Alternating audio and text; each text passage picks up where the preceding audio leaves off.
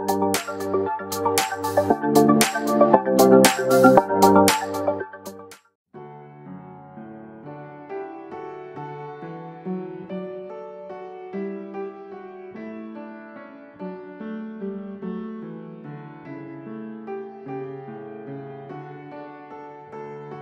धन्यवाद देतो.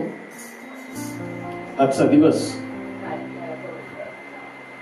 परमेश्वर ज्यानं आम्हा प्रत्येकाला घडवलं एका विशेष उद्देशासाठी. आम्हाला माहिती की प्रसंग कोणता का असेना, परंतु देव आमच्या बाबतीमध्ये काय विचार करतो, जो व्यक्ती हा विचार करतो ना, तो व्यक्ती जीवनामध्ये यशस्वीपणे पुढे जात असतो. आज जर बघितलं असेल तर काय, डॉक्टर पॉल यांचाच एक वाढदिवस असं नाही, कितीतरी लोक आज त्यांचा वाढदिवस करत असतील. कोणी हॉटेलमध्ये असेल, कोणी कुठल्या तरी हिल स्टेशनवरती जाऊन, कोणी पार्टी. त्यांनी जुन्या वर्षाला गुड बाय करून नवीन वर्षामध्ये जात असताना त्यांच्या कल्पनेप्रमाणे आलेल्या दिवसाचं ज्या पद्धतीने नियोजन करून ते आपलं आयुष्य संपवतात. देवाच्या लोकांचं वैशिष्ट्य काय माहिती का, त्यांचं आयुष्य संपत नाही, तर त्यांचं आयुष्य एका नवीन आशीर्वादाकडे वाटचाल करत असतं. आणि म्हणून देवाच्या वचनामध्ये असं लिहिलंय, तुझ्या सानिध्यातला एक दिवस गेलेल्या सहस्र दिवसांपेक्षा अधिक आहे. काले म्हणतो मी 40 वर्षाचा होतो, त्याच मोशे बरोबर चाललो. आज माझं वय 85 वर्ष आहे.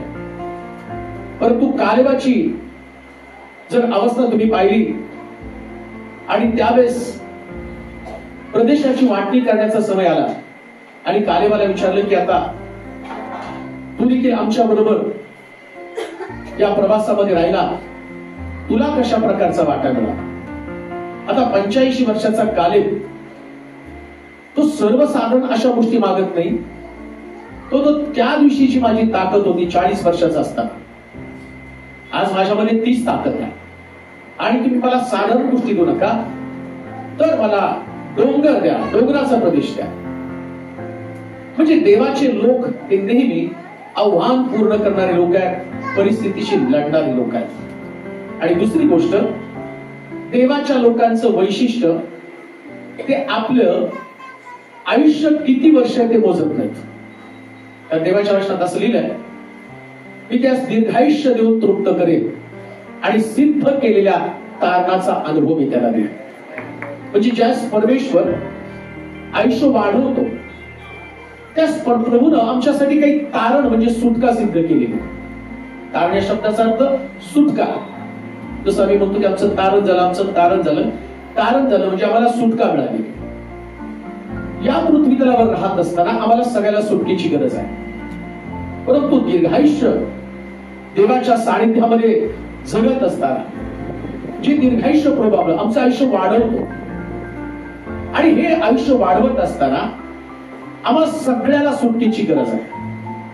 असं नाही म्हणणार की डॉक्टर पॉल या ठिकाणामध्ये बसलेत आणि मग एक छान इमारत बांधली, त्यानंतर सगळं आनंदी वातावरण आहे, उद्या मुलाचं परदिवशी मुलाचं लग्न आहे, मग उद्या मुलाचं मला वाटते लग्नाचा वाढदिवस आहे, आणि त्याच्यानंतर शनिवारी एक घर बांधलं, त्या घराचं त्याचं 1 वर्ष झालेलं आहे. तिथे आनंदित वातावरण, आनंदी. मग तुम्ही आजपट पण आलो आणि मी आता आम्ही सगळी प्रार्थना केली, सगळं केले, जाताना आम्ही बिर्याणी खाऊन निघून जाणार. म्हणजे आम्ही सगळं विचार करताना आनंद आनंद आनंद. पण जी व्यक्ती 61 वर्ष ते जीवन जगलेली आहे आणि 61 वर्ष जीवन जगत असताना आयुष्यात असे किती टप्पे येतात की त्या टप्प्यामध्ये आम्ही हताश होतो, निराश होतो, आणि पहिला प्रश्न आमच्या समोर उपस्थित राहतो, मी जन्माला आलो का. तर योग देखील तो प्रश्न विचारत आहे. आणि योग म्हणतो, ज्या मातेनं माझं गर्भ धारण केलं ते गर्भाशय शापित असो. का तर योग एवढा नीतिमान माणूस आहे, आणि नीतिमत्व असणारा योग ज्या दिवशी त्यानं देवाबरोबर त्याचं चालणं पाहिलं आणि देवाबरोबर चालत असताना या प्रकारच्या प्रश्नाला त्यांनी तोंड दिलं. आणि असले प्रश्न काही साधारण प्रश्न नाही की ज्या त्याची लेकरं मेलेली आहेत, संपत्ती गेलेली आहे, एवढं करून आता त्याचं अंग सुद्धा फोडानं भरलेलं आहे, एवढं स्ट्रगल. तर हा नीतिमान माणूस आहे, धार्मिक माणूस आहे. म्हणजे या ठिकाणामध्ये बसलेली व्यक्ती ती धार्मिक आहे म्हणजे तिच्याकडे प्रश्न नाही असं नाही. स्ट्रगल आहे. 61 वर्षाचा हिशोब काढला तर ज्या दिवशी जन्म झाला त्या दिवसापासून स्ट्रगल आहे. त्या आईला ज्या दिवशी आणि डॉक्टर पॉल जन्माला असतील तर त्यांना वाढवण्यासाठी रात्रंदिवस मेहनत घेतलेली होती. जगावं, जिवंत राहावं. मोशीच्या जन्माच्या वेळी काय घडलेलं आहे? हारून आज्ञा केली की जेवढे कुसंताने मारून टाका. आणि त्या मातेनं काय केलं तर त्या मोशीला 3 महिन्यापर्यंत लपवून ठेवलं. का तर तो मरू नये. मी तुम्हाला का सांगतो माहिती का? शास्त्रामध्ये जी गोष्ट मी पाहणार आहोत, एक वचन आपण स्तोत्र संहिता त्याचा 139वा अध्याय आणि त्याची 16 पासून काही वचन आपण वाचणार आहोत. म्हणजे आम्हाला आमच्या जीवनाचं गुपित किंवा रहस्य कळणार आहे. स्तोत्र 139 आणि त्याचं 16 पासून 15 पासून. मी गुप्त स्थळी निर्माण होत असता आणि पृथ्वीच्या अधोभागी विलक्षण प्रकारे माझी घडण होत असता माझी आकृती तुला गुप्त नव्हती. मी गर्भात पिंडरूपानं असताना तुझ्या नेत्रांनी मला पाहिलं आणि माझा एकही दिवस उगवण्यापूर्वी ते सर्व तुझ्या वहीत नमूद करून ठेवले होते. हे देवा, मला तुझे संकल्प किती मूल्यवान वाटतात, त्याची संख्या किती मोठी आहे. ते मी घडू लागलो तर वाळूच्या कणांपेक्षा अधिक ठरतील. मला जाग येते तेव्हाही मी तुझ्या जवळच असतो. काय मला सांगितलं? मी गुप्त स्थळी निर्माण होत असता पृथ्वीच्या अधोभागी विलक्षण प्रकारे माझी घडण होत असताना माझी आकृती तुला गुप्त नव्हती. काय आमच्या जीवनाचं सिक्रेट आहे? आम्ही या ठिकाणावर बसलेले लोक आहोत आणि ज्या व्यक्तीचा आज वाढदिवस आहे, परंतु बायबल काय सांगतं माहिती का? या पृथ्वी तलावच्या मध्यभागी जेव्हा एका व्यक्तीला या जगामध्ये देव पाठवत असतो ना, तर देव त्याच्या संबंधीची परफेक्ट योजना करून पाठवत असतो. कोणी जगाला जन्माला आलं आणि तो जगला आणि तो गेला, किंवा कब्रस्तानमध्ये आमच्या जन्माचा समय, किंवा शाळेच्या दाखल्यामध्ये आमच्या जन्माचा समय, आमची जात, आमचा पंथ, आमचा धर्म, याच्यासाठी प्रभूने आम्हाला जगामध्ये पाठवलं नाही. तर शास्त्र सांगतं देवाचा एक संकल्प म्हणून या जगामध्ये आम्हाला पाठवलं होतं. या ठिकाणामध्ये वाचत असताना म्हटलं, जेव्हा माझी जडणघडण, जेव्हा मी मातेच्या उदरामध्ये होतो ना, तर माझी जडणघडण होत असताना देवाचं नेत्र बघत होतं. अहो, आमच्या लक्षात पण नाही. आम्ही जन्माला आलेल्या व्यक्तीच्या बाबतीमध्ये आमच्या डोक्यातल्या कल्पना वेगवेगळ्या. कोणी एखाद्या जन्माला आलेल्या व्यक्ती संबंधानं जर विचार केला तर खाली असं लिहिलंय की त्या वचनामध्ये तुला असं म्हटलंय की ते तुझ्या विरुद्ध कपटाने बोलतात, तुझे वैरी तुझं नाव व्यर्थ घेतात, तुझा द्वेष करणाऱ्यांचा मी द्वेष का करू, तुझ्यावर उठणाऱ्यांचा मला म्हणजे जगामध्ये जे लोक आहेत हे कोण कुणाचा द्वेष करत आहेत? तुझ्या विरुद्ध लोक तुझा द्वेष करत आहे. म्हणजे ज्या व्यक्तीला देवानं जगामध्ये मला का पाठवलं नाही, त्या व्यक्तीचा जर तुम्ही विचार केला ना, तो व्यक्ती द्वेष करत आहे. त्याच्या अंतःकरणामध्ये मत्सर आहे.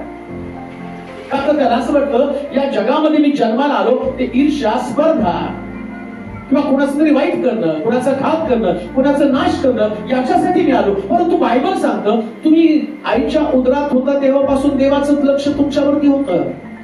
डॉक्टर पॉल आईच्या उदरात होते तेव्हापासून देवाचं लक्ष त्यांच्या जडणघडणीवरती होतं. त्याला घडवण्यामागे देवाचा हात होता. ज्या आईनं जन्माला घातलं तिनं खायला प्यायला घातलं, पण जडणघडण करताना, रक्षण करताना त्यांचं रक्षण कोण केलेलं आहे? कोण त्यांना सांभाळलेले? परत सांभाळण्यामागे हेतू काय? एक आई सुद्धा मुलाला वाढवताना, ती ज्याच मुलाला वाढवते ना, तर तिचा हेतू असतो की मोठा झाल्यावर त्या मुलाने माझा सांभाळ करावा, माझं रक्षण करावं, माझा आधार त्यांनी बनावा. मग देव सुद्धा मला सांभाळतो. तर देवाचा हेतू, देवाचा उद्देश नाही का? कोणत्या उद्देशाने देवानं मला सांभाळलं? मृत्यूच्या बंधनापासून त्याने आमचा बचाव का केला, आजारपणातनं व्याधिविकारातनं आम्हाला सुटका का दिली, आमच्या एज्युकेशन मध्ये आम्हाला सहाय्य का केलं, आज ज्या पदावरती ते आहेत, आज जे सुंदर घर त्याने बांधलं, या सगळ्या गोष्टी आणि देवानं त्यांना पुरवल्या. मग पुरवण्यामागे देवाचा हेतू काय आहे, कोणत्या हेतून देवानं या सगळ्या गोष्टींचा आणि आम्हाला दिलेला आहे. आम्हाला माहिती की ज्यावेळेस त्या घराचं आणि डेडिकेशन झालं त्यावेळेस त्या असिस्टंटची साक्ष होती की प्रभूनं आम्हाला दिलेलं आहे, आणि त्यांची व्यक्तिगत साक्ष आहे. तिथं आम्ही राहत होतो, पत्र्याची खोली होती, पण प्रभूनं ते आम्हाला दिलं. मग आता देव हे सगळं देतो, आम्हाला दिलेलं जीवन, या जीवनाचा आम्ही कशा पद्धतीनं विचार करत आहोत. असं ज्या शास्त्रात आता मी वाचलं त्याच्यामध्ये असं म्हटलं की माझा एकही दिवस उगवण्यापूर्वी तुझ्या वहीमध्ये तो लिहून ठेवलेला आहे. म्हणजे तुम्ही आजच्या दिवसामध्ये काय करावं. आज त्यांचा वाढदिवस आहे डॉक्टर पॉलचा, तर देवानं उगवण्यापूर्वी त्यांनी काय करावं नोंद त्या ठिकाणामध्ये करून ठेवलेली आहे. तुम्हाला माहिती का, तुमची एक नोंद वही असते, उद्या तुम्हाला काय काम करायचं. जे उच्च पदावरचे लोक आहेत, एज्युकेटेड लोक आहेत, मोठमोठे अधिकारी लोक आहेत, त्यांच्याकडे एक डायरी असते, आणि त्या डायरीमध्ये कोणाला फोन करायचा, कोणाची अपॉइंटमेंट आहे, आणि त्याला भेटल्यानंतर काय बघ, सगळं तुमच्याकडे नोंद आहे. आणि मग देवानं तुम्हाला जगामध्ये पाठवलं तर देवाकडे तुमची नोंद नाही का. तुम्हाला असं वाटतं या जगामध्ये मी आलो आणि मला पाहणारं कोणी नाही, पण बायबल तर सांगतं देवानं संकल्प करून एकेका दिवसासंबंधीचं प्लॅनिंग करून तुम्हाला जगामध्ये पाठवलंय. आमच्या लक्षात पण नाही येते. आम्हाला वाटतं आम्ही जन्माला आलो, आणि पण जन्माला आल्यानंतर देवाला कधी विचारलं का प्रभू आजच्या दिवसामध्ये मी काय केलं पाहिजे. आता जसं आम्ही गाणं गायलं, गीत गात असताना पास्टरने क्लिनिक करताना म्हटलं आजचा दिवस प्रभूनं नेमलेला, यात आपण उल्हास व आनंद करू. म्हणजे आम्हाला कळतं की आजच्या दिवसामध्ये, नेमलेल्या दिवसामध्ये आम्ही आनंद करावा, देवाच्या सानिध्यामध्ये खर्च करावा. तर शास्त्रात असं लिहिलं की तुझा दिवस उगवण्यापूर्वीच प्रभूनं नियोजन करून सांगितलं, डॉक्टर पॉल आज तुम्ही उठल्यानंतर काय करायला पाहिजे, इकडं देव. कशाला तुम्ही सकाळी उठून प्रार्थना करता. मुळामध्ये काय माहिती का, आम्हाला सकाळी उठल्यावरची प्रार्थनेची सवय, त्या प्रार्थनेमध्ये आम्ही काय करतो माहिती का, प्रभू आजचा कालचा दिवस दाखवला, रात्रभर सांभाळलं, आता आजचा दिवस दाखवला, दिवसभर तू आमचा सांभाळ कर, आमचं जाणं येणं आशीर्वादित कर, आमच्या कामकाजामध्ये तू आमचं मार्गदर्शन कर. एवढी आमची प्रार्थना, मग आमचं जीवन संपलं. परंतु ज्या लोकांना देवाचं वचन समजतं ना, ते उठून सकाळी काय प्रार्थना करतात माहिती का, देवा दावीद म्हणतो माझ्या मुखावर पहारा ठेव, माझ्या मुखातलं एकही शब्द असा बाहेर पडू दे नको की जो तुला पसंत पडणार नाही. का, कारण जो शब्द तुम्ही मुखातनं बाहेर टाकाल तशा पद्धतीने तुमचे जीवन घडलं जाणार आहे. म्हणून सकाळी उठल्यावर आमची प्रार्थना काय असली पाहिजे, देवा आजच्या दिवसात माझ्या जीवनासंबंधानं तुझं योजना काय नियोजन आहे माझ्या जीवनासंबंधानं. आणि म्हणून आम्ही पाहतो जगामध्ये दोन प्रकारचे लोक आहेत. एक जन्माला आले ते मरेपर्यंत जीवन जगतात ते लोक आहेत, आणि काहींना जगता येत नाही म्हणून ते मरून जातात. आणि दुसरे जे लोक आहेत ते आपल्या जीवनाचा एक एक क्षणाचा हिशोब प्रभूला सादर करत असतात, एक एक क्षणाचा. आणि मग आम्ही पाहतो दावीद म्हणतो मी माझं अंथरूण रोज आसमानी भिजून टाकतो. का भिजून टाकतो.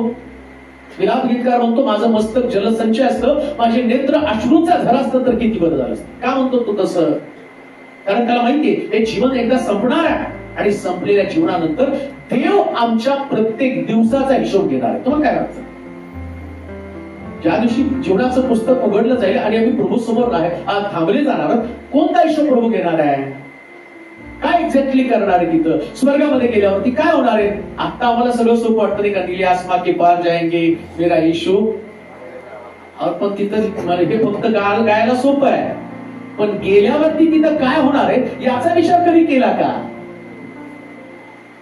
तुझा दिवस उगवण्यापूर्वी प्रत्येक दिवस मी डायरीमध्ये नोंद करून ठेवल्या म्हणून सांगितले. मग विचार करा, इकडं देवानं आजच्या दिवसाची तारीख लिहिली, डॉक्टर पॉल यांचं नाव लिहिलं, त्यांची वही काढली, आणि वहीमध्ये त्यांनी सांगितलं उठल्यावरती त्यांनी प्रार्थना करावी. आता पहा, तुम्ही म्हणाल मग काय ते आता जगामध्ये आल्यावर नुसती प्रार्थनाच करायला पाहिजे का. तसं जर आलं तर मग नुसतं काय नाही देव देव देव देव करत बसेल, तसं नसते बरं का. देवानं ज्या व्यक्तीला ज्या कामासाठी नेमलं ना ते काम त्याला प्रामाणिकपणे करावं लागतं, जी काम असते. आता मोशेला त्यानं सांगितलं इस्रायल लोकांची सुटका केली पाहिजे. योहानाला त्याने सांगितलं येशूच्या अगोदर जाऊन तू जागा तयार कर, वाट तयार कर, पश्चातापाचा संदेश दे. का तर प्रभू येशू ख्रिस्त आल्यानंतर एक सुंदर प्रकारचं वातावरण तयार होईल आणि लोक देवावरती विश्वास ठेवतील. मोशे दर्शन मंडप बांधत असताना तो म्हणतो आलिया आणि दुसरा एक व्यक्ती की ज्याला दर्शन मंडपासंबंधीचं ज्ञान मी दिले. प्रत्येकाला देवानं काहीतरी ज्ञान दिले. जसं डॉक्टर बोलला आणि त्याला सांगितलं होतं की हॉस्पिटलमध्ये तुम्हाला तुमचं काम करायचं. आता विचार करा, देव ज्या व्यक्तीला पाठवतो त्याला त्याचं कामकाज घेऊन पाठवलं आणि त्या व्यक्तीला आपल्या कामाप्रती श्रद्धा नाही, आपल्या कामाप्रती प्रतिप्रिय किंवा मी जन्माला आलो देवाने मला काम सोपवलंय तर त्यांचं काम काय, ज्या पेशंटला त्यांच्याकडे पाठवलं त्यांचे प्राण वाचवावे, देवाचं काम आहे. म्हणजे जर देवानं एखाद्या व्यक्तीला जगामध्ये पाठवलं, आता मला पाळक म्हणून जर देवानं पाठवलं तर देव माझ्याकडनं थोडी म्हणणार आहे नाही तू जाऊन पेशंटचं ऑपरेशन करू नये. नाही, देव तेवढं पाळक काय ना तुला सेवाच करावी लागणार आहे, लोकांसाठी रदबदली करावी लागेल, मला पाळकाचंच काम करावं लागणार आहे. आणि पाळक म्हणून करताना देवानं वही ठेवलेली, तुला हे काम, आता पाळकाचं काम सोडून दुसरं काम करायला लागलो, तिकडं पण माझं चुकणार आहे. तसं प्रभूनं त्यांना जे काम दिले आणि ते मनोभावे काम करत आहे. आणि गोष्ट द्या देवाचं काम करताना जर प्रभूला समोर आम्ही ठेवून काम केलं ना तर जगामध्ये सगळ्यात यशस्वी लोक हे देवाचे लोकच असतात, ते सक्सेसफुल असतात, त्यांना कधीच अपयश मिळवू शकत नाही. मला मागच्या दिवसामध्ये मुंबईला एक व्यक्ती त्यानं मला युट्यूबवरून नंबर घेतला आणि मला त्यांनी कॉल केलं आणि सांगितलं की तुमच्या देवाविषयीची मला माहिती नाही, पण कोणीतरी मला सांगितलं की तुमचा देव फार मोठी चमत्कार करतो, बऱ्याच प्रश्नांची उत्तर देतो. मी असा व्यक्ती की जवळजवळ माझी 200 कोटीची प्रॉपर्टी होती आणि सडनली बिझनेस मध्ये असं एक फेल्युअर आलं आणि त्या फेल्युअर नंतर मी खूप कर्जबाजारी झालो आणि आता या सप्ताहामध्ये जर माझं बिझनेस डील झालं नाही तर मला सुसाईड करण्याशिवाय दुसरा पर्याय नाही. आणि तुम्ही तुमच्या बायबल मधनं जो संदेश दिला तुम्ही ऐकला, त्याच्यामध्ये म्हटलं की येशू जीवन देणारा आहे. मग खरंच तुमचा देव जीवन देतो का? आणि तुमच्या देवाकडं सगळ्या गोष्टी, सगळ्या लोकांसाठी योजना आहेत का? तुमचा देव मनुष्याला प्रश्न तो वाचू शकतो का? 100% तो वाचू शकतो. मग तो म्हटला जर तुमच्या येशूनं या आठवड्यामध्ये जर माझं डील आहे, ते डील जर झालं तर मी खूप मोठ्या कर्जातून बाहेर पडणार आहे आणि मग तुम्ही प्रार्थना करा आणि मी तुमच्या इशूवरती विश्वास ठेवेल. जर त्या डीलला त्यांनी सक्सेसफुल केलं आणि मरणापासून मला वाचवलं तर मी तुमच्या इशूवरती विश्वास ठेवेल. आता मला माहिती की आपला प्रभू कोणत्या प्रार्थनेला दुर्लक्षित करत नाही, तो कोणाला मरू देत नाही. आणि मी वचनामध्ये वाचलं आणि देवाच्या वचनावरती माझा स्ट्रॉंग फेथ आहे, एकदम माझा स्पष्ट विश्वास आहे की प्रभू कोणाला मरू देत नाही. म्हटलं ब्रदर तुम्ही काळजी करू नका, तुम्हाला माझ्या धर्मासाठी बनत नाही की माझा धर्म खूप श्रेष्ठ आहे आणि माझा धर्म किंवा माझ्या धर्मात येण्याचं तुम्हाला निमंत्रण पण देणार, पण माझीच आहे तुम्ही मरू नये. कारण येशूनं आपला प्राण क्रुसावरती दिला आणि त्याला वाटतं तुम्ही जिवंत राहा. आणि मग मी त्याच्यासाठी प्रार्थना केली, मी सुरू केली. आणि त्यानंतर 15 दिवसांत त्या व्यक्तीचा फोन आला आणि तो व्यक्ती सांगायला लागला की मी मरणार होतो पण मी मेलो नाही, कारण जे डील माझं 3 वर्ष होत नव्हतं, परंतु तुम्ही प्रार्थना केली आणि प्रार्थना केल्यानंतर मी बाहेर गेलो आणि 2च दिवसामध्ये माझं डील मंजूर झालं, माझं डील सक्सेसफुल झालं आणि मरणापासून तुमच्या येशूने मला वाचवलं. विचार करा, सगळ्यासाठी देवाकडे योजना आहेत. दिवस उजळण्यापूर्वी देव डायरीमध्ये लिहून ठेवतो प्रत्येकाच्या जीवनासंबंधाची डायरी पप्पा आणि आई प्रभूकडे आहे. म्हणून लक्षात घ्या, हे जीवन असंच नसतं जगायचं. जो व्यक्ती असं जीवन जगतो ना त्याची डायरी कोणी राहणार आहे? प्रभूनं काय लिहिलंय माझ्या जीवनासंबंधाने? आम्ही विचारावं रोज सकाळी उठल्यावर, प्रभू काय माझ्या संबंधाने इच्छा आहे, काय योजना आहे? आणि ज्या व्यक्तीला देवाची योजना नाही ना, तो त्याच्या घरामध्ये संघर्ष आहे, त्याच्या परिवारामध्ये संघर्ष आहे, निराशेमध्ये, डिप्रेशन मध्ये तो आहे. त्याला नाही माहित पुढे कसं जगायचं, त्याला नाही माहित पुढे कसं व्हायचं. अहो मला माहिती आहे की ज्या दिवशी हा लाजरस आजारी पडला आणि आजारी पडल्यावरती त्याच्या बहिणीने निरोप पाठवला की सांग येशूला तुझा मित्र लाजरस आजारी आहे. आणि मग तेवढ्यात निरोप आला आणि मग येशू तसाच पुढे गेला. त्याच्यानंतर निरोप आला की लाजरस मेला.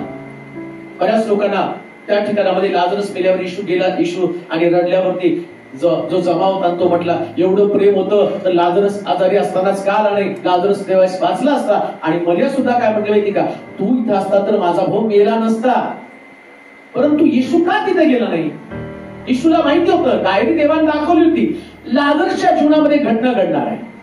लाजर आजारी पडेल आणि तो मरेल, पण तुला जाऊन तिथं त्याला वाचवायचं, त्याला बाहेर काढायचं कबरीवर. आणि येशूने डायरी प्रमाणे काम केलं, तो त्याच्या मनाप्रमाणे नाही. कारण येशू स्वतः काय म्हणतो, मी माझ्या इच्छेप्रमाणे नव्हे तर पित्याच्या इच्छेप्रमाणे काम करत आहे. आणि त्यानं पित्याची इच्छा पूर्ण केली. सांगण्याचं तात्पर्य, या पृथ्वी तलावर आम्हाला आमच्या इच्छेप्रमाणे भावनेप्रमाणे जीवन नाही जगायचं. माणसं दोन पद्धतीचं जीवन जगतात. एक इमोशन मध्ये जीवन जगतात. इमोशन मध्ये जीवन कसं असतं माहिती का, माझ्याशी तो व्यक्ती चांगला वागला, मी त्याच्याशी चांगलं वागलो, एक इमोशनचं जीवन झालं. आणि आमच्याकडं महाराष्ट्रात आपल्याकडं मन आहे नाही का, इट का जवाब. त्यांनी जर मला भिंत मारली तर मी त्याला दगड मारेल, हे सगळे इमोशन झाले. आणि बिब्लिकल जीवन कसं माहिती का, एका गालात मारला तर हे बिब्लिकल झालेलं आहे. बंडी मागितलं तर सदरा दे, हे बिब्लिकल जीवन झालंय. आता प्रश्न तोच आहे, ही डायरी तुमच्या लिहून ठेवलंय देवानं रोज जगायचं कसं. पण आमचं जगणं कसं असतं माहिती का, आमच्या जगण्यामध्ये जसं तो म्हणतो, मी दुर्जनास ठार मारून टाक, अहो रक्तपात करणाऱ्यानो माझ्यापासून. आमचं जीवन असं आहे जे खाली लिहिलेलं आहे. मला दुर्जन नको आहे, मला त्रास देणारे लोक नको आहेत, मला कसले लोक पाहिजेत, मला माझं कौतुक करणारे लोक. पण लक्षात ठेवा, देवाच्या लोकांचं जीवन हे कौतुक करणाऱ्या लोकांमध्ये नसतं. तिथं मर्दकैला फाशीचा खांब असतो, दानिएलला सिंहाची गुहा असती, शद्रक मेशक अबेदनगोला सिंहाची भट्टी असती, पेत्रासाठी आम्ही पाहतो नाकारलं जाणं असतं. सगळ्या गोष्टीचं आणि तुम्हाला या जगामध्ये जगावं लागत असताना तुम्हाला देवाच्या वचनानुसार, म्हणून तो खालच्या वचनामध्ये जर तुम्ही मला वाटते 24 वचनामध्ये असं म्हटलं, माझ्या ताई दुष्टपणाकडे काही प्रवृत्ती असेल तर मला तुझ्या सनातन मार्गाने चाल. आणि 23 वचनामध्ये म्हणतो, हे देवा माझी झडती घेऊन माझं हृदय जाण आणि मला कसोटीस लावून माझं मनोगत जाण. काय डायरीमध्ये लिहिलेलं आहे, रात्री जर तुमच्या अंतःकरणाची झडती घेतली आणि तुमच्या मनातल्या गोष्टी जर देवानं तपासल्या ना, तर तुमच्या मनामध्ये नेहमी चांगल्या कल्पना असाव्यात, याच्यासाठी प्रभूने तुम्हाला जिवंत ठेवलेलं आहे. आमचं आयुष्य वाढवलं, आमचं मन रिपेअरिंग व्हावं, आमचं हृदय शुद्ध व्हावं, आमचं मन स्वच्छ व्हावं. आणि अजून एक गोष्ट मला सांगतो, स्वच्छ मनाशिवाय कोणी देवाजवळ प्रार्थना पण करू शकत नाही बरं का. एखाद्याचं मनच अस्वच्छ असेल, मी किती वर्ष जगलो, किती वर्ष या पृथ्वी तलावरती मी जगलो, याला महत्व नाही, किती वर्ष माझं अंतःकरण एकमेकाविषयी स्वच्छ ठेवलं त्याला महत्व आहे. हृदयाची स्वच्छता जीवन जगताना लक्षात ठेवा, आमच्या हृदयामध्ये प्रभू राहतो. तो दुसरीकडे कुठे राहत नाही, तो मंदिरामध्ये नाही. समोर चर्च आहे, तिथं नाही प्रभू. ते चर्च ते लोकांना बसण्यासाठी चर्च आहे, त्या चर्च मध्ये नाही प्रभू राहणार. म्हणून तर येशू ख्रिस्तानं त्या शिष्याने त्याला सांगितलं, किती सुंदर चर्च आहे. तर म्हटलं नाही, हातानं दगडानं बांधलेले चर्च नाही, अरे पाडून मी 3 दिवसामध्ये उभं करणार आहे. तुझं शरीर हे जिवंत देवाचं मंदिर आहे, देव हृदयामध्ये राहतो. आणि म्हणून पृथ्वी तलावर जगताना आयुष्य कशासाठी प्रभूने दिलेलं आहे, मन स्वच्छ ठेवण्यासाठी. प्रिया, हृदय स्वच्छ व्हायला पाहिजे. आणि अंतःकरण एकदा स्वच्छ झालं ना, स्वच्छ अंतःकरणातल्या प्रार्थना प्रभू ऐकतो. मग विचार करा, आम्ही एवढे वर्ष पृथ्वी तलावरती राहिलो आणि आमचं मन स्वच्छ नसलं. आणि ओळखायचं कसं माहिती का, एखाद्याचं मन स्वच्छ नसलं तर फार सोपं आहे. तोंड वाकड झाले की समजायचं एकदम सोपं आहे. कुणी कोणाला पाहून जर तोंड वाकडं केलं की समजायचं याचं मन. आणि बघा, तोंड वाकडं करून सुद्धा तोंडातली प्रार्थना तेवढी इतकी सरळ असते की विचारायला. आणि असल्या प्रार्थना प्रभू त्याला शून्य किंमत देतो. म्हणून लक्षात ठेवा, स्वच्छ मनानं आम्हाला प्रभू समोर जायचंय. आम्ही म्हणाल काय, स्वच्छ मनानं. आणि जर विचार जीवनाचा केला ना, तर आम्हाला कळतं की आमचं जीवनच क्षणभंगूर आहे. आम्हाला फार वाटतं. आता 61 वर्ष आम्ही त्यांच्याकडे पाहिल्यावर, मग अशी बाळासाहेबांनी पण कुणीतरी प्रार्थना करताना होते, असे अनेक वाढदिवस त्यांना यायला पाहिजे. आमची पण प्रार्थना आहे, जेवढे वाढदिवस तेवढे ती मंथन असतील आपल्याला. आपण येणार, आपण खाणार बिर्याणी नाही का. त्यांनी काठी टेकत जरी वाढदिवस केला तरी आम्हाला आनंदच होणार आहे की चला डॉक्टर पॉलचा वाढदिवस आहे. बरं, प्रत्येक वाढदिवसाला आम्ही इमेजिन काय करणार आहे, भटारी कुठला होता, बिर्याणी कुठली होती, त्याच गोष्टीचा. बरं, आता हे सगळं करत असताना हे झालं जनरल. स्पिरिच्युअल काय, आता आत्मिक लोक विचार काय करणार आहे, हे संदेशात नव्हती. आणि तो संदेश जो घेतला आणि या संदेशानं आम्ही एकमेकाची मनं नीट केली आणि आम्ही ख्रिस्ताला जोडून राहिलो. हे जीवन आहे, हे जीवन आहे. अंतःकरण, तू रात्री माझ्या हृदयाची झडती घेशील. एक गोष्ट ध्यानात ठेव, रात्री तुम्ही किती झोपून छानपैकी प्रार्थना करा. बरोबर काय झालं माहिती का, प्रार्थना ही आमची एक सवय. जसं मोबाईल चार्जिंगला लावतो ना मी, तसं प्रार्थना ही आमची चार्जिंग. आम्हाला ती प्रार्थना केल्यावर बरं वाटतं म्हणून. आणि काय असतं माहिती का, रात्री झोपताना प्रार्थना का करतो? बऱ्याच लोकांना भीती वाटते की रात्री मेलो तर मग स्वर्गात तर जायला पाहिजे ना. आणि दारुड्या सुद्धा रात्री झोपताना एक प्रार्थना करून झोपतो. काय माहिती का, तेव्हा आला तर घेऊन जा. तिथं काय दारू धंदेत का तुला घेऊन जायला, तिथं ठेवायला. प्रार्थना तर त्याची रात्री, जर मला मरण आलं तर तुझ्या बरोबर राहा. तुम्ही मरण येण्याच्या अगोदर तशी प्रार्थना करता. पण तुम्हाला माहितीये का, देव ही प्रार्थना करताना रात्री तुमचं हृदय तपासत असतो. जे आता वचन आम्ही वाचलं, तुझं हृदय, तू माझं हृदय तपास. आणि याच्यामध्ये जर तुला काही चुकीचं आढळलं, काही चुकीचं आढळलं, हृदय तपासतो होते. मी रात्री झोपताना तुमचं हृदय तपासतो. आणि म्हणून लक्षात ठेवा, शास्त्रात हे सुद्धा लिहिलंय, तो वेदीकडे येण्याच्या अगोदर तुझं दान पात्रामध्ये, दानकोशामध्ये टाकण्याच्या अगोदर जर आपल्या बंधूला तू क्षमा केली नाही तर दान टाकण्याच्या अगोदर माघारी जा आणि पहिले तुझ्या भावाला क्षमा कर आणि मग तू त्या दानकोशामध्ये दान टाक. हे देवाच्या वचनामध्ये लिहिले. मग जीवन कशासाठी आहे? का मला प्रभूने दिलं? आम्ही आमच्या हृदयाची झडती घ्यावी, देवाला झडती घेण्याच्या अगोदर. एक गोष्ट ध्यानात ठेवा, आम्ही झडती घेतो ना, ती सोपी असते. बघा, पोलीस आल्यानंतर, पोलीस यायच्या अगोदर जर आम्हीच घरामध्ये काय नाही हे शोधलं ना तर बरं. दुसऱ्या भाषेमध्ये पोलीस नाही समजणार. आता आपल्याकडचा पोलिसाचा काही संबंध नाही, पण तुम्ही बऱ्याच वेळा सिरियल मध्ये, पिक्चर मध्ये बघू नका, पण सांगतोय, पूर्वी बघत होतो तर त्या पिक्चर मध्ये इन्कम टॅक्सची धाड पडली. आणि इन्कम टॅक्सची धाड पडल्यावर गाड्या कापा, बाथरूम तोडा, आणि एवढी मोडतोड. समजा तो चुकीचा पैसा घरातच ठेवला नसता तर गाडी तरी फाटली असती का?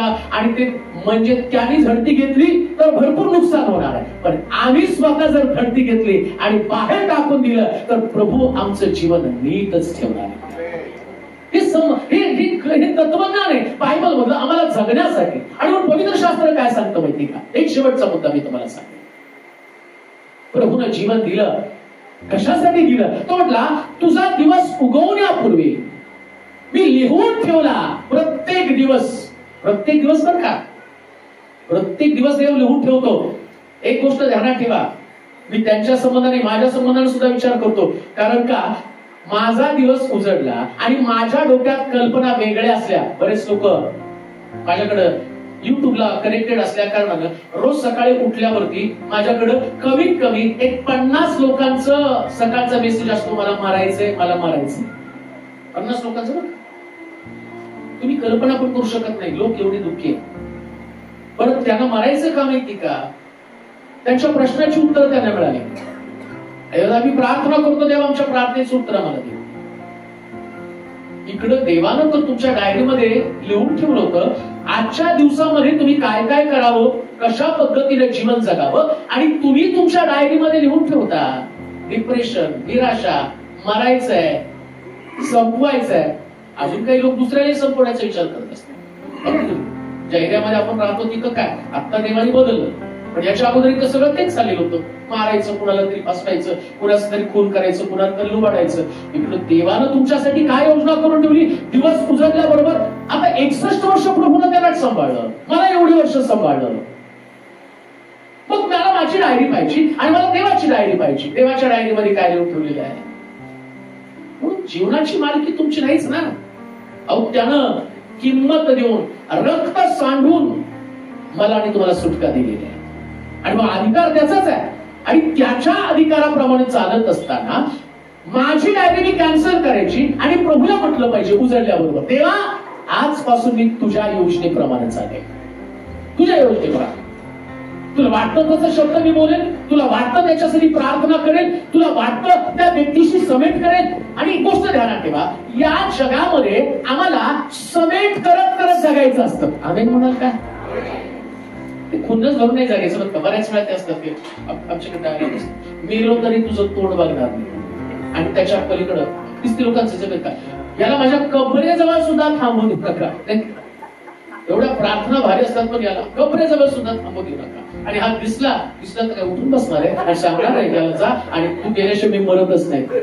गायरात मारण्यात काही मजा नसते. स्वर्गामध्ये पोचायचंय तर आमच्या हृदयाची झडती घेऊन प्रभूला म्हटलं पाहिजे, हो हृदय नीटच ठेवलेलं आहे, स्वच्छच ठेवलेलं आहे. जेव्हा प्रभू आमचं हृदय तपासेल ना, त्या हृदयामध्ये क्षमा आणि प्रेम एवढं भरलेलं असलं पाहिजे, एवढं भरलेलं असलं पाहिजे. आमच्या दिवसामध्ये एक पास्टर मला औरंगाबादून मला भेटण्यासाठी आले होते. सेवा कशी करावी याचं सुंदर डिस्कशन चाललेलं होतं. आणि मग त्यांना बोलता तुम्ही कशी सेवा करता, सेवा म्हणजे नेमकं काय. मी म्हटलं सेवेमध्ये एकच गोष्ट महत्वाची जी येशू ख्रिस्तानं सांगितली. म्हटलं काय, लोकांना क्षमा केल्याशिवाय जिंकता येत नाही. म्हणजे काय, साधी गोष्ट आहे. म्हटलं याकोबाच्या विरोधी प्रभू येशू ख्रिस्त गेला. शंभरुणी स्त्री त्या ठिकाणामध्ये पाणी भरण्यासाठी आली आणि शिष्यांना येशूनं म्हटलं जावा गावामध्ये जाऊन भाकरी घेऊन मला भूक लागली. आणि येशू त्या बाईकडे जाऊन म्हणतो, बाई मला पाणी दे. आता याला लागली भूक पण मागतो पाणी. बरं, प्रश्न असा पडला की शिष्य भाकरी घेऊन आले का नाही त्याचाही वृत्तांत काही नव्हतं त्या ठिकाणामध्ये.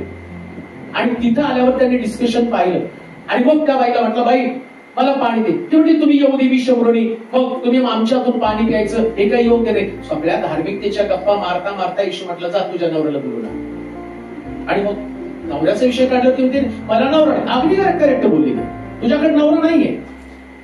आणि मग आता आजपर्यंत 5 पुरुष होते, काही तुझा नवरा होता, 6वाही तुझ्या घरामध्ये तो तुझा नवरा नाही. आता हे सगळं डिस्कशन करत असताना त्या स्त्रीला येशू ख्रिस्तानं एवढं धार्मिकतेचं शिक्षण दिलं, पापासंबंधीचं बोध केला. आणि मग ती घागर तिनं तिथंच टाकली. ऐका बरं का, घागर तिथंच टाकली. एक व्यभिचार करणारी स्त्री, ज्या व्यभिचारी स्त्रीला कोणी जवळ करत नव्हतं, त्या वेळेला ज्या वेळेला ती पाणी भरायला येत होती ना, त्यावेळी कोणीच लोक तिथं पाणी भरत नव्हते. का? कारण धार्मिक लोक तिच्या बरोबर थांबत पण नव्हते. आणि तिला नियम दिलेला होता अशा व्यभिचारी लोकांना की आम्ही असताना तुम्ही पाणी भरायचं नाही, आम्ही चांगले लोक गेल्यावर तुम्ही पाणी भरायला यायचं. आणि तिने तो नियम पाळला. आणि त्या ठिकाणामध्ये येशूला हे पण माहिती होतं, डायरी होती ना, आता जे वाचला आम्ही, डायरी आहे, कोणत्या वेळी कोण तिथे येणार आहे. आणि त्या डायरीमध्ये या स्त्रीचा कसं बदल करायचं येशूला माहिती होतं. आणि तो गेला आणि मग तिच्याशी बोलल्याबरोबर काय झालं, ती गेली आणि एका क्षमेनं तिनं अख्खं शंभर तिने ख्रिस्ताकडे आणला. ही त्यानं सांगितलं, ही क्षमेतली ताकद आहे. जेव्हा तुम्ही जगताना क्षमा कराल ना, त्या श्लोक बदलून जातील. आणि ते इतके प्रभावित झाले. आणि मग जाताना त्यांनी सांगितलं, ते गाडीमध्ये बसले आणि गेले. त्यांच्या डोक्यामध्ये एकच होतं, बऱ्याच दिवसापासून त्यांच्या मामामध्ये त्यांच्यामध्ये वाद होते. परंतु गाडीमध्ये बसल्यावर त्यांनी विचार केला, गेल्या पहिल्यांदा मी माझ्या मामाला वाटेमध्ये कॉल करून सांगणार, मामा तुम्ही या आणि आपण त्या ठिकाणामध्ये हॉटेलमध्ये बसू आणि पहिले जाऊन त्यांना मी क्षमा मागणार आणि क्षमा करणार आणि सगळे नाते बिघडवणार. त्यांना उत्सुकता लागली, कधी जातोय. पण घडलं काय इन्सिडेंट माहिती का, त्यांनी त्या औरंगाबादच्या वेशीवरती प्रवेश केला आणि तेवढ्यात तिकडून बातमी आली की तुझे मामा हार्ट अटॅकने गेले. इतका रडला आणि त्यांनी तिकडून मला फोन केला, पास्टर तुम्ही सांगितल्यानंतर माझ्या मनामध्ये एवढं काही आनंदाच्या उकळ्या फुटल्या की आज माझ्या मामाला मला मिळवायचंय. परंतु तिथं पोहोचण्याच्या अगोदर ते गेले आणि गेल्यानंतर मला आता एवढी खंत वाटत आहे, मी अगोदर काय ही गोष्ट केली नाही. हे जीवन अशासाठीच आहे, कोणाला कोणाची खात्री नाही. जे आहे ती संधी साधून प्रभूला धन्य म्हणावं आणि म्हणावं, देवा तुझ्या डायरी प्रमाणे मी जीवन जगेन. प्रभूने एक डायरी तुमच्यासाठी ठेवलेली आहे. रोजच्या दिवसात प्रभूकडे एक प्रार्थना करा, प्रभू माझी इच्छा नको तर तुझ्या इच्छेप्रमाणे माझं जीवन असावं. माझी देखील प्रार्थना डॉक्टर साहेबांसाठी हीच असेल की प्रभूनं लिहिलेल्या डायरी प्रमाणे त्यांचं जीवन त्यांनी जगावं आणि ज्या तोही त्यांच्या पाठीवरती विश्वासाची थाप पडावी. शब्बास माझ्या भल्या आणि विश्वासू दासा, हे जीवन असंच असलं पाहिजे. जेव्हा आम्ही सोडून जाऊ त्या सगळ्यांच्या पाठीवरती एक थाप असावी. ज्या पद्धतीने लिहिलं तसं जीवन जगला, तुमच्या इच्छेप्रमाणे जगू नका, देवानं लिहिलं तसं जीवन जगा. देव तुम्हाला आशीर्वाद देव.